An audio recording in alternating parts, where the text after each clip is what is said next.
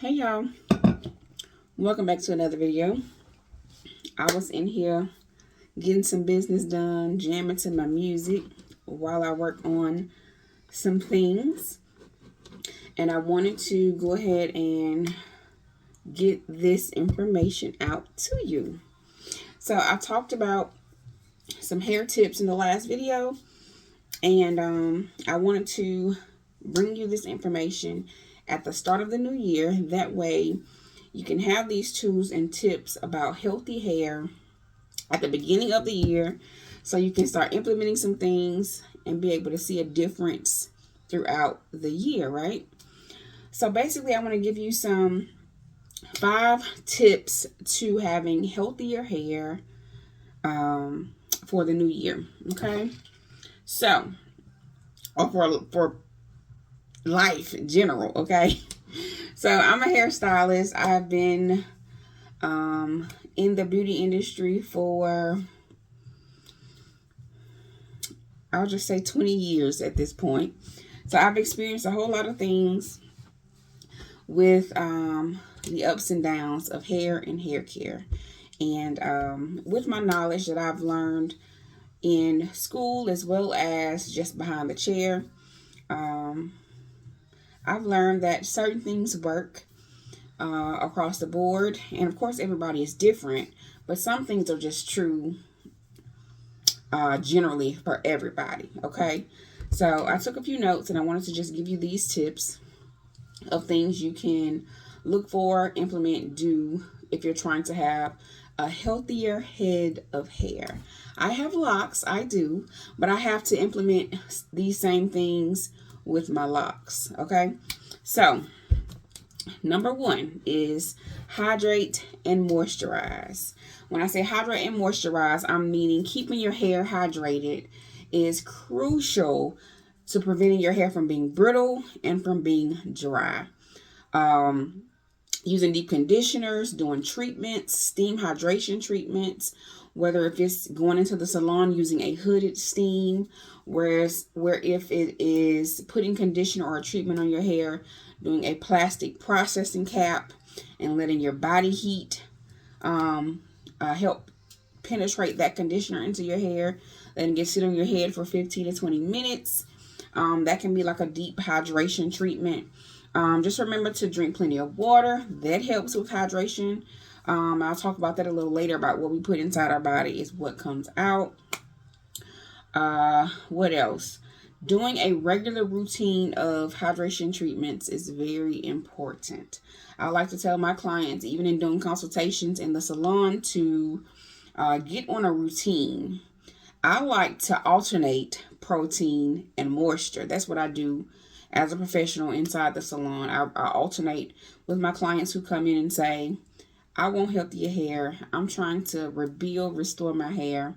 I want to see what their hair needs, but most times than none, I'm going to put them on a protein and a moisture alternating plan. Okay, so keep that in mind. Keep your hair hydrated. Keep doing moisture treatments, and consult with your professional stylist if you have one in your area.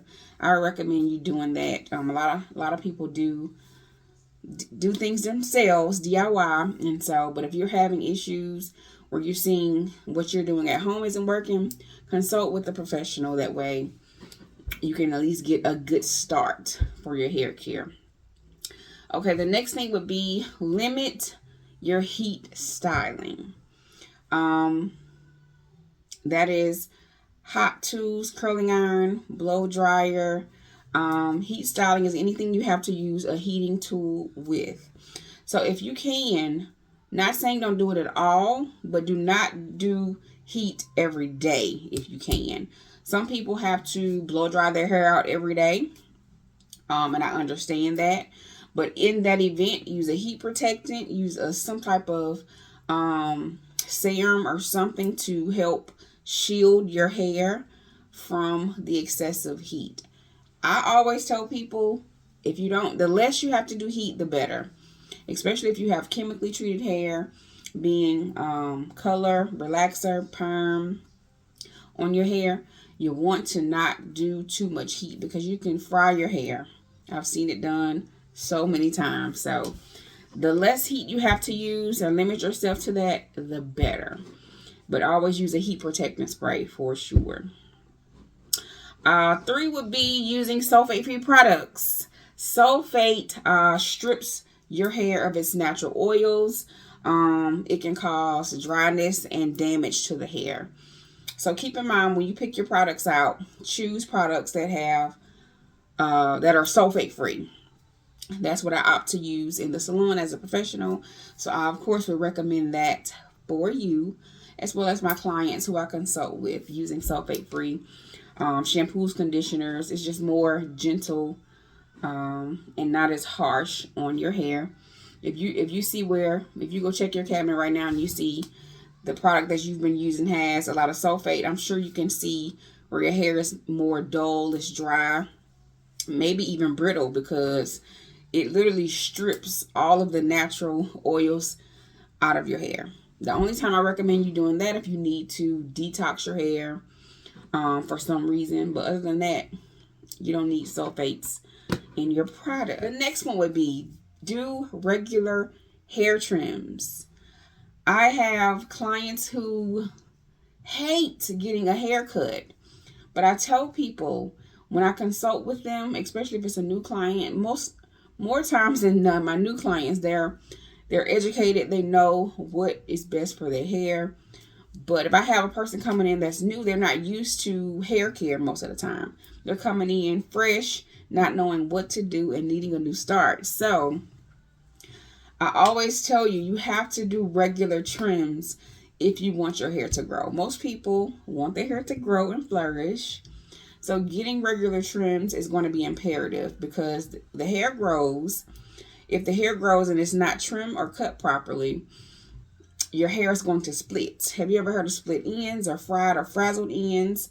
That's from you not getting your hair cut on a regular basis or not getting a trim on a regular basis. So the hair is going to split up the hair strand, okay? So I know you may want your hair to be long and you feel like the style is cutting off all of your length, but finding the right beauty professional is important, because having the person that knows how to properly trim your hair versus cut your hair, you won't have to be concerned about that, okay? And if you keep your trims up regularly, you don't have to get a haircut, which is cutting an inch, 2, 3, 4, 5 inches off of your hair if your hair is maintained on a regular basis. So don't be afraid of the trims. It's necessary for your hair to flourish and grow. So getting regular trims, I highly recommend. And my recommendation is every 6 to 8 weeks is for you to get a trim every 6 to 8 weeks. And my tip number 5 is maintaining a balanced diet. This is probably the hardest thing to do, because we all, or most of us, love to eat. We love food. We love trying new things. And most of us probably can admit we don't eat a balanced diet, like the proper protein, the proper fruits, veggies. We don't eat the proper diet, okay? So that is challenging when it comes to your hair. So basically what you put in your body is what's going to come out. So if your hair is not flourishing, you may need to look at if you have vitamin deficiency, if you have different things going on like high blood pressure, thyroid issues. All of that can cause different effects on your hair. If you have chemically treated hair, if you're relaxed, I still do relaxers in my salon. I'm not against it. I feel like if you do things the proper way, it can be maintained properly. Besides, I have people who are just, they, love relaxers. So I'm going to give you what you want, but I'm going to give you my professional opinion of what I think is good for your hair and for your lifestyle. I always like to tell people, do what's best for your lifestyle, for your hair.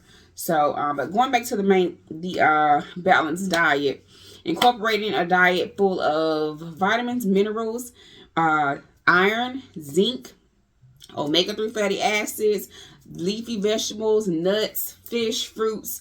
It's all going to help your body internally, when it's going to in turn help your hair externally, okay? So eating the proper diet is very important to having a healthy head of hair. I have different people who have different health issues, like I named earlier, and it can cause an effect on your hair. I know I've seen so many people who have blood pressure issues or thyroid issues, and their hair is either breaking or thinning. So being able to help supplement that in those cases, because some people, they have to, take their medication. So being able to supplement that and eat better can in turn, who knows, you're able to get off certain medications, and it can help your hair be able to flourish and be better for you. So those are the 5 things that I wanted to tell you today about a good way to get a good kickstart for having healthy hair for 2025. If you have any questions of anything that I did not mention, please leave them in the comments section below. Of course, there are a ton of more tips that I could give you, but I wanted to give you 5 of the main things that I think can be able to carry you to give you a good kickstart to having healthier hair. Okay, I would highly recommend that you go speak with or find a beauty professional in your area that you can consult with, or you can have a conversation with about keeping your hair care up if you don't have that. Something that I do offer, if you're not local to here, I do offer virtual consultations. So if you have any specific situations that you need to talk about, feel free to reach out to me, and we can set up a virtual consultation to see what we can do about getting you on your healthy hair journey as well. So that is it for this video. I know it's short and sweet and to the point. I just wanted to give y'all those 5 healthy hair tips in hopes of it helping you on your healthy hair journey, or maintaining your healthy hair that you already have. Okay, so thank you for watching this video, and I will see you in the next one. Okay, bye y'all.